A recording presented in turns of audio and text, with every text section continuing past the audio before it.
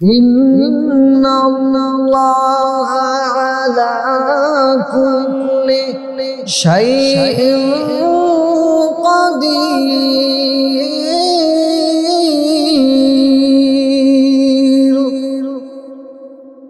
মুসলমান ইমানদার, আল্লাহ পাক রব্বুল আলামিন পবিত্র কালামুল্লাহ শরীফের মধ্যে বলে, ইন্নাল্লাহা আলা কুল্লি শাইইন কাদির, নিশ্চয় আল্লাহ পাক রব্বুল আলামিন সমস্ত জিনিসের উপর সক্ষম। আল্লাহ পাক রব্বুল আলামিন প্রত্যেক জিনিসের উপর সক্ষম। মুসলমান ইমানদার, আল্লাহ যা চাই সব করতে পারেন মাখলুকের হুকুম ব্যতীত, কিন্তু মাখলুক কোনো কিছু করতে পারে না আল্লাহ পাক রব্বুল আলামিনের হুকুম ব্যতীত, আদেশ ব্যতীত। মুসলমান ইমানদার, আল্লাহ পাক রব্বুল আলামিন কোনো কিছু করার জন্য বান্দার কোনো অনুমতি লাগে না। আল্লাহ পাক রব্বুল আলামিন কোনো কিছু বানানোর জন্য, কোনো কিছু করার জন্য শুধু হাও শব্দটা বললেই সমস্ত কিছু হয়ে যায়। মুসলমান ইমানদার, আল্লাহ পাক রব্বুল আলামিন আসমান বানাইছে কুন ফায়াকুন বইলা, আল্লাহ পাক রব্বুল আলামিন জমিন বানাইছে কুন ফায়াকুন বইলা। আল্লাহ পাক রব্বুল আলামিন সমস্ত কিছু বানাইছে কুন ফায়াকুন বইলা। মুসলমান ইমানদার, সুতরাং আল্লাহ পাক রব্বুল আলামিন সমস্ত কিছুর উপর সক্ষম। আল্লাহ পাক রব্বুল আলামিন সকল কিছু করতে পারে। মুসলমান ইমানদার, আল্লাহ পাক রব্বুল আলামিন ছাড় দেন কিন্তু ছেড়ে দেন না। সক্ষম আল্লাহ সব কিছুর উপর, কিন্তু আমি আপনি যে বাড়াবাড়ি করি, আপনারা বলতেছেন এই যে গুনাহ করতেছি, বাড়াবাড়ি করতেছি, যে আল্লাহ যে কিছু করে না। মুসলমান ইমানদার, আল্লাহ বলে আমি ছাড় দেই কিন্তু ছেড়ে দেই না, কিন্তু যখন নাকি তোমরা সীমা লঙ্ঘন করবা, যখন নাকি তোমরা সীমা অতিরিক্ত করবা, তখন আমি আল্লাহ পাক রব্বুল আলামিন তোমাদেরকে শাস্তির মধ্যে ফালায়া দিব। মুসলমান ইমানদার, একটা ঘটনা বললে আপনারা সকলে বুঝতে পারবেন। ফেরাউন সে নিজেকে কি করে খোদা দাবি মনে করে। মুসলমান ইমানদার, ফেরাউন নিজেকে খোদা দাবি করে, সারাদিন মানুষের সামনে নিজেকে খোদা বলে, আর রাত্রেবেলা দুই হাত তুলে মালিকের কাছে ডাক দিয়ে বলে, মালিক আমি তো জানি তুমি একজন আল্লাহ আছো, কিন্তু আমার মনের মধ্যে একটা চাওয়া, আমি মানুষের সামনে নিজেকে খোদা বলবো, মানুষ আমাকে খোদা বলবে। মুসলমান ইমানদার, ফেরাউন এক পর্যায়ে আল্লাহ পাক রব্বুল আলামিনের সাথে সীমা লঙ্ঘন করতে করতে এক পর্যায়ে নিজেকে খোদা পর্যন্ত দাবি করছে। কিন্তু যখন নাকি মুসা আলাইহিস সালাতু ওয়াস সালামের সাথে বেয়াদবি করলো, মুসলমান ইমানদার, মুসা নবীর সঙ্গে যখন নাকি বেয়াদবি করলো, আল্লাহ পাক রব্বুল আলামিন ডাক দেয়া বলে, আরে ফেরাউন আর ছাড় দেওয়া যাবে না, বেশি সীমা লঙ্ঘন করে ফেলেছ, এখন তোমাকে কি করতে হবে, তোমাকে বিপদের মধ্যে ফেলাইতে হবে। মুসলমান ইমানদার, এই জন্য আল্লাহ পাক রব্বুল আলামিন বড় কঠিন এক ঘটনা ঘটায় দিল। মুসলমান ইমানদার, ফেরাউন যখন নাকি তার দল বাহিনী নিয়া মুসা আলাইহিস সালাতু ওয়াস সালামকে মারার জন্য রওনা হলো। মুসলমান ইমানদার, মুসা আলাইহিস সালাতু ওয়াস সালাম যখন নাকি নীল নদের কাছে গেল, মুসলমান ইমানদার, সামনে হলো সমুদ্র আর পিছে হলো ফেরাউন আর ফেরাউনের বাহিনী। মুসলমান ইমানদার, মুসা নবী এবার কি করবে, বড় মুশকিলের মধ্যে পড়ে গেছে। মুসা নবীর সঙ্গে যে তার উম্মত গুলা ছিল, তারা বলতেছে, আল্লাহর পয়গম্বর, এখন মনে হয় আমাদের আর কোনো সুযোগ নাই। এখন দেখেন সামনে হলো সমুদ্র, পিছনে হলো ফেরাউনের বাহিনী, এখন মনে হয় আমাদের মৃত্যুবরণ হয়ে যাবে। মুসলমান ইমানদার, মুসা আলাইহিস সালাতু ওয়াস সালাম বলে, না, আল্লাহ আমাদের সঙ্গে আছে।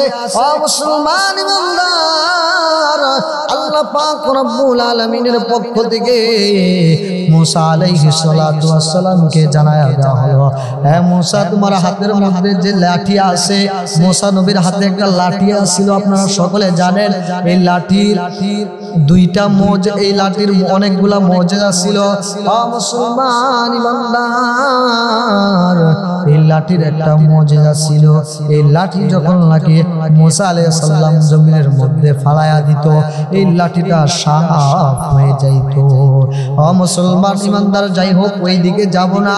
আল্লাহ পাক রব্বুল আলামিন মুসা আলাইহিস সালাতু ওয়াস সালামকে ডাক দিয়ে বলে, হে মুসা তোমার হাতের যে লাঠিটা আছে এই লাঠিটা দিয়া তুমি কি করো? সমুদ্রের মধ্যে আঘাত করা। মুসলমান ইমানদার, আল্লাহর হুকুমে মুসা আলাইহিস সালাতু ওয়াস সালাম যখন নাকি ওই লাঠি দিয়া সমুদ্রের মধ্যে আঘাত করলো, মুসলমান ইমানদার লাঠি দিয়া সমুদ্রের মধ্যে আঘাত করার পরে সঙ্গে সঙ্গে 12টা রাস্তা তৈরি হয়ে গেল। সুবহানাল্লাহ, আল্লাহর কি কুদরত! মুসা আলাইহিস সালাতু ওয়াস সালাম তার দলবল নিয়ে ওই রাস্তা দিয়া সমুদ্রে পার হয়ে গেল। আর ফেরাউন যখন নাকি এই ঘটনা দেখলো, ফেরাউনও তার চলাফেরা দলবল নিয়ে এই সমুদ্রের মধ্যে পাড়ি দিতে লাগলো এই রাস্তা দিয়ে। আবার আল্লাহ পাক রব্বুল আলামিন ডাক দিয়ে বলে, হে মুসা তোমার হাতে যে লাঠিটা আছে এই লাঠিটা দিয়ে আবার তুমি কি করো? সমুদ্রের মধ্যে আঘাত করো। মুসলমান ইমানদার, মুসা পয়গম্বর যখন নাকি সমুদ্রের মধ্যে আবার আঘাত করলো, সঙ্গে সঙ্গে ওই সমুদ্রটা আবার একত্রিত হয়ে যায়। সমুদ্রটা একত্রিত হয়ে যাওয়ার পরে ফেরাউন এবং ফেরাউনের যে দলবল ছিল ওই পানির মধ্যেই তারা হাবুডুবুকে মারা যায়। মুসলমান ইমানদার, আল্লাহ বলে আমি ছাড় দেই কিন্তু ছেড়ে দেই না, তোমরা সীমা লঙ্ঘন করিও না। ফেরাউন বড় ক্ষমতাশীল বাদশা ছিল, ফেরাউন বড় টাকা পয়সার মালিক ছিল, বড় ধনী লোক ছিল।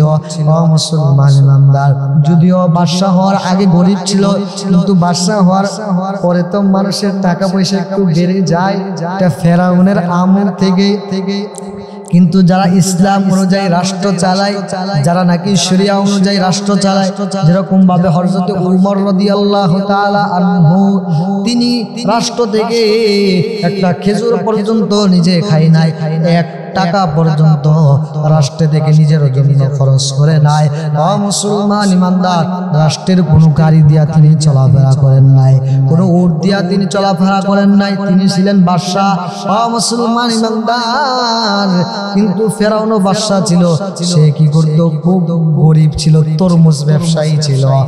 মুসলমান ইমানদার, তরমুজ বিক্রি করে এক পর্যায়ে বাদশাহ হয়ে বড় টাকা পয়সার মালিক হয়ে গেছে।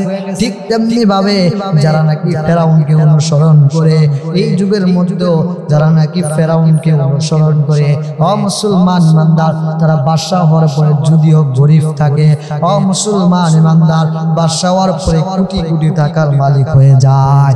তাকায়া দেখেন ভারতের নরেন্দ্র মোদীর দিকে, ইতিহাস করলে পাওয়া যায় চা বিক্রি করত।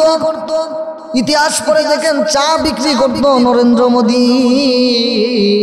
চা বিক্রি করতে করতে এক পর্যায়ে আল্লাহর কি কুদরত, আল্লাহ তাকে সম্মানের আসনে বসাইবেন, আল্লাহ তাকে বাদশা বানাবেন। কিন্তু মুসলমান ইমানদার এক পর্যায়ে বাদশা হয়ে গেল। চা বিক্রি করে তো এত টাকা পয়সা জমাইতে পারে নাই, চা বিক্রি করে তো বড় বড় দালাল টলিকা বানাইতে পারে নাই। এখন মাত্র সরকার সহ হয়ে গেলাম, নিজের জন্য লক্ষ লক্ষ কোটি কোটি টাকার বাড়ি বানাইবো। মুসলমান ইমানদার, লক্ষ লক্ষ কোটি কোটি টাকার গাড়ি ব্যবহার করব। এটা ফেরাউনের দূষণ। ফেরাউনকে অনুসরণ করে ফেরাউন যেরকম ভাবে বাদশা হওয়ার পরে বড় ধনী হয়ে গিয়েছিল, ঠিক তেমনি ভাবে নরেন্দ্র মোদীও বাদশা হওয়ার পরে কি করেছিল? সে ধনী হয়ে গেছে। মুসলমান ইমানদার, আপনাদেরকে বলতে চাই, যারা নাকি শরিয়া অনুযায়ী ইসলাম অনুযায়ী রাষ্ট্র চালায়, তারা কোনোদিন এত অনুযায়ী টাকা পয়সার মালিক হতে পারবে না। তারা কোনোদিন রাষ্ট্রের টাকা পয়সা ছিনিয়ে খাবে না। তারা কোনোদিন ন্যায় বিচার, তারা কোনোদিন অন্যায় করবে না। তারা কোনোদিন অন্যায় বিচার করবে না, সব সময় ন্যায় বিচার করবে। মুসলমান ইমানদার, আর যারা নাকি ফেরাউনের দোসর, তারা বাদশা বাদশা হয়ে যাওয়ার পরে হঠাৎ করে কোটি কোটি টাকার মালিক হয়ে যাবে, অন্যায় বিচার করবে, মানুষের উপর জুলুম করবে। যাই হোক, ওই দিকে যাব না। ফেরাউনের কথা বলতেছিলাম।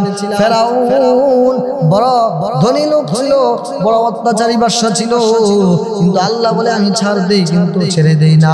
ফেরাউনকে আল্লাহ ছাড় দিয়েছিল, কিন্তু মূসা আলাইহিস সালাতু ওয়াস সালামের সাথে যখন নাকি বেয়াদবি করলো, আল্লাহ পাক রব্বুল আলামিন তাকে কি করলো? সমুদ্রের মধ্যে ডুবায়া মারলো। আর একটা ঘটনা বললে বুঝতে পারবেন, নমরুদ যে আল্লাহর সাথে বড় বেয়াদবি করেছিল, কিন্তু ইব্রাহিম আলাইহিস সালাতু ওয়াস সালামের সাথে যখন নাকি বেয়াদবি করা শুরু করলো, আল্লাহ পাক রব্বুল আলামিন বলে আমি ছাড় দেই, কিন্তু ছেড়ে দেই না।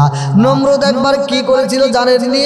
নমরুদ একবার আকাশের মধ্যে তীর ছাড়ছিল। কিসের জন্য? নমরুদ বলে সে আসমানের মধ্যে তীর ছাড়া আল্লাহকে মেরে ফেলবে। নাউজুবিল্লাহ। মুসলমান ইমানদার, এই জন্য নমরুদ আসমানের মধ্যে তীর নিক্ষেপ করে। তীর নিক্ষেপ করার পরে আল্লাহর কি কুদরত, আল্লাহ নমরুদকে তীরের মধ্যে, নমরুদের ওই তীরের মধ্যে ফেরেশতা দিয়া ওই তীরের আগার মধ্যে রক্ত লাগায়া আবার ওই তীরটাকে জমিনের মধ্যে পাঠায়া দেয়। নমরুদ এই তীরের আগার মধ্যে রক্ত দেইকা যেমন আনন্দিত হয়ে গেছে, তার যত সাথী ছিল, চেলাফেলা ছিল, সবাই কেটে কেটে ডাক দিয়া বলতেছে গান বাজনার আয়োজন করে আল্লাহ মেরে ফেলছি। নাউজুবিল্লাহ। মুসলমান ইমানদার, এক পর্যায়ে যখন লাগে এরকম ভাবে বেয়াদবি শুরু করলো, আল্লাহ পাক রব্বুল আলামিন ল্যাংটা একটা মশা, যার পাওটা একটু অসুবিধা ছিল, মুসলমান ইমানদার ল্যাংড়া একটা মশাকে কি করলো? নমরুদের মাথার মধ্যে ঢোকার জন্য অনুমতি দেয়া দিল। মুসলমান ইমানদার ল্যাংড়া এই মশাটা কি করলো? নমরুদের নাক দিয়া, আবার কোন কিতাবের মধ্যে পাওয়া যায় কান দিয়া, মুসলমান ইমানদার মেজাজের মধ্যে চলে যায়। আর মেজাজের মধ্যে যা নমরুদের মস্তকের মধ্যে কামড় মারে, আর নমরুদ লাফ দিয়া উঠে। এক পর্যায়ে যখন নাকি সমস্ত ডাক্তার কবিরাজ সমস্ত কিছু চলে আসলো, কিন্তু নমরুদের মাথা ব্যথা ছাড়ে না। কিন্তু এক পর্যায়ে সামনে ছিল একটা জুতা, এই জুতা দিয়া যখন নাকি মাথার মধ্যে আঘাত করলো, সঙ্গে সঙ্গে আল্লাহর হুকুমে নমরুদের মাথার ব্যথাটা ছেড়ে যায়। নমরুদ বলে দেখছো, ডাক্তার দেখাইলাম। মুসলমান ইমানদার নমরুদ কি বলে দেখেন?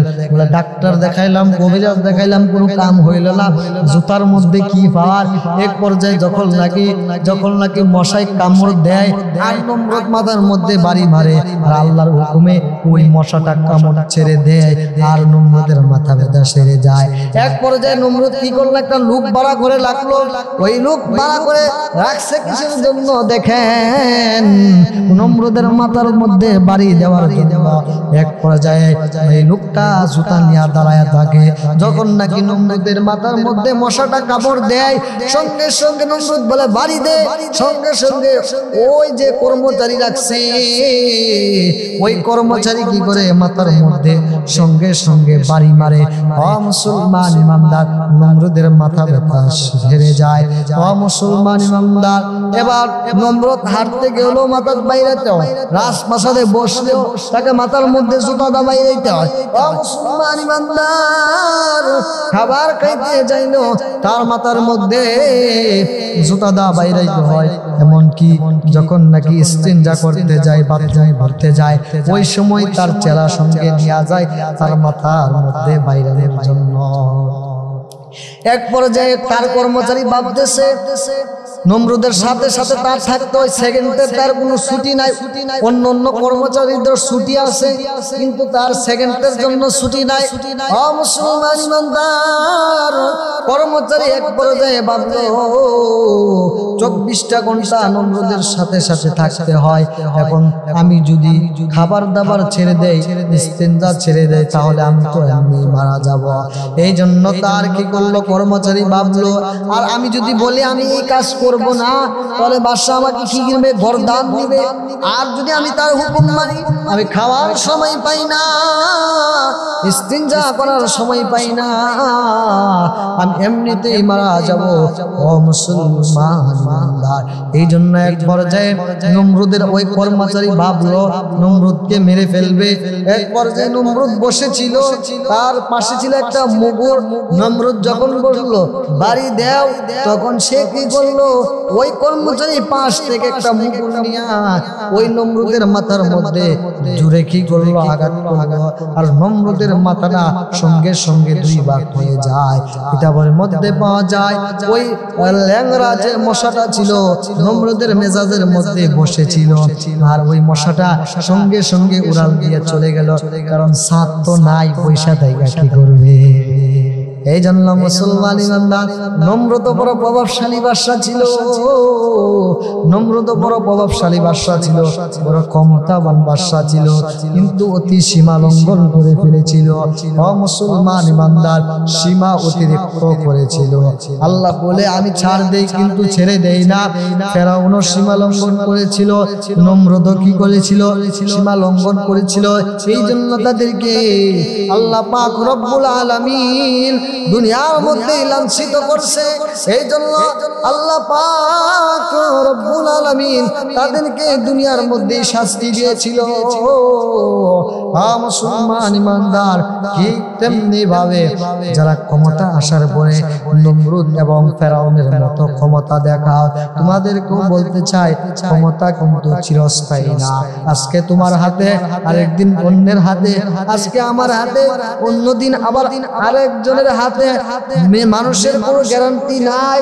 ও মুসলমান ইমানদার, আজ আমি আছি, কাল আমি নাও থাকতে পারি। এই জন্য টাকা পয়সা পায়া ক্ষমতা দেখায় না। ও মুসলমান ইমানদার, টাকা পয়সা পায়া অন্যতায় খরচ করিও না। ও মুসলমান ইমানদার, ক্ষমতা আছে, মানুষের উপর জুলুম করিও না। ও মুসলমান ইমানদার, শক্তি আছে, অন্যায় করিও না, জুলুম করিও না। ও মুসলমান ইমানদার, কারণ আল্লাহ পাক রব্বুল আলামিন এগুলা পছন্দ করে না। এই জন্য সকলকে বলতে চাই, টাকা পয়সা পায়া ক্ষমতার মালিক হইয়া আপনারা বাহাদুরি করিলেন না। কারণ আল্লাহ বলে ইন্নাল্লাহা আলা কুল্লি শাইইন কাদির, আমি আল্লাহ পাক রব্বুল আলামিন সমস্ত কিছুর উপর সক্ষম। এই জন্য মুসলমান ইমানদার, টাকা পয়সা পায়া আপনারা কি করিয়েন না? জুলুম করিয়েন না, অন্যায় করিয়েন না, মানুষের উপর অত্যাচার করিয়েন না। টাকা পয়সার মালিক হয়েছেন, হঠাৎ কইরা ক্ষমতা পাইছেন, আপনারা জুলুম করিয়েন না। কারণ জুলুম বড় একটা জিনিস। জুলুম যারা করে কাল কিয়ামতের ময়দানে তারা জাহান্নামের সর্বস্তরে নিচে থাকবে। দুইটা ঘটনা বললাম, এই জন্যই বললাম কারণ তারাও বড় ক্ষমতাবান বাদশা ছিল, তারাও বড় শক্তিশালী বাদশা ছিল, কিন্তু তারা জুলুম করার কারণে, অত্যাচার করার কারণে এক পর্যায়ে আল্লাহ ছাড় দিতে দিতে তাদেরকে দুনিয়ার মধ্যেই লাঞ্ছিত করছে। নমরুদকে মুগুর দিয়া, পিঠায়া, জুতা দিয়া পিঠায়া দুনিয়া থেকে বিদায় করা হয়েছে। ও মুসলমান ইমানদার, ফেরাউনকে পানিতে ডুবায়া মৃত্যুবরণ করা হয়েছে। এই জন্য আমরা সকলে, বেশি কোনো লাগবে না, এই দুইটা ঘটনা থেকে আমরা শিক্ষা নিতে পারি। আমরা অতি না করি, আমরা মানুষের উপর জুলুম না করি, অন্যায় না করি। আল্লাহ বলে ইন্নাল্লাহা আলা কুল্লি শাইইন কাদির, আল্লাহ সমস্ত কিছুর উপর সক্ষম। ক্ষমতা তোমাকে আজকে দিতে পারি, কালকেও ছিনায় নিতে পারে। তোমাকে আজকে রিজিক দিতে পারি, কালকে তোমার থেকে রিজিক ছিনায় নিতে পারি। ও মুসলমান ইমানদার, আজকে তোমাকে ইজ্জত দিতে পারি, কালকে তোমার থেকে ইজ্জত ছিনায় নিতে পারি। ও মুসলমান ইমানদার, কালকে তোমাকে লাঞ্ছিতও করতে পারি। এই জন্য মুসলমান ইমানদার, আল্লাহ কিন্তু সব কিছুর উপর সক্ষম। এই জন্য আমরা আল্লাহ পাক রব্বুল আলামিনের প্রতি আমরা কি করব? আল্লাহ পাক রব্বুল আলামিন যেই হুকুমগুলা করছে এই হুকুমগুলা আমরা মানব, এবং আল্লাহ পাক রব্বুল আলামিন যে নিষেধগুলা করছে এই নিষেধগুলা থেকে আমরা বিরত থাকব। আল্লাহ পাক রব্বুল আলামিন আমাদের সকলকে আল্লাহর হুকুমগুলা, আল্লাহর নবীর সুন্নাহ অনুযায়ী জীবন যাপন করার মতো তৌফিক দান করেন, এবং আমরা সঠিকভাবে নিজেদের জীবনকে পরিচালনা করার মতো তৌফিক দান করেন। আখিরি দাওয়ানা আনিল হামদুলিল্লাহি রাব্বিল আলামিন। আসসালামু আলাইকুম ওয়া রাহমাতুল্লাহি ওয়া বারাকাতুহু।